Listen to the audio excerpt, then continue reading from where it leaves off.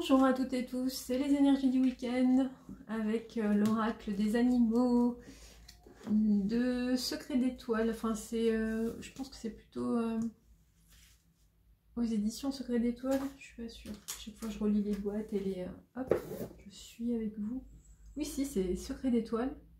Il y a le site web aussi, secretdétoiles.com. Et c'est, voilà, un texte de Philippe Nicoli. Je suis en train d'écorcher les noms, et l'illustration est d'Amanda Grigorio. Alors, que nous disent les animaux pour ce week-end, qui vont être aussi des animaux totems pour vous?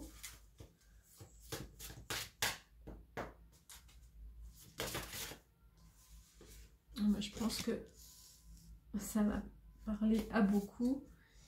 Oui, alors voilà, c'est la sagesse, l'écoute, tout ce qui travaille, qui évolue, qui est caché. Et en d'autres decks, je vais le sortir, j'ai le papillon. Transformation, on est vraiment toujours dans de l'évolutif, hein, de manière générale. Alors le hibou, je sais plus comment il est fait celui-là.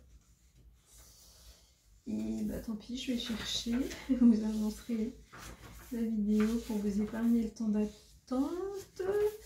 Je fais plus vite.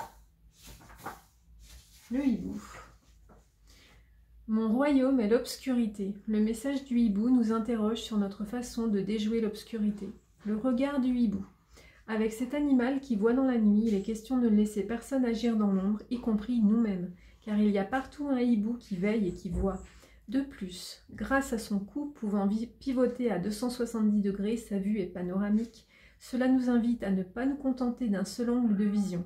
C'est en changeant notre point de vue, par exemple en nous mettant à la place de l'autre, ou simplement en essayant de concevoir la situation différemment, que nous verrons nettement ce qu'il faut faire. Le ululement du hibou. Les sons nocturnes de cet oiseau ont terrorisé plus d'une civilisation. Aztèques, Grecs, Amérindiens et Égyptiens le considéraient comme un messager entre le royaume des vivants et celui des morts. Mais que nous dit au juste ce ululement? Il évoque un sentiment de perte, au triple sens de désorientation, disparition et au revers de fortune. Des changements importants sont en cours, vous êtes en période de transition, n'ayez pas peur, le hibou veille et vous guide, tendez l'oreille aux paroles des sages. Et bien ensuite vous avez tout de suite la carte du papillon, donc c'est la transformation, c'est la réussite alchimique, je dirais. Enfin là je pousse un peu loin, mais...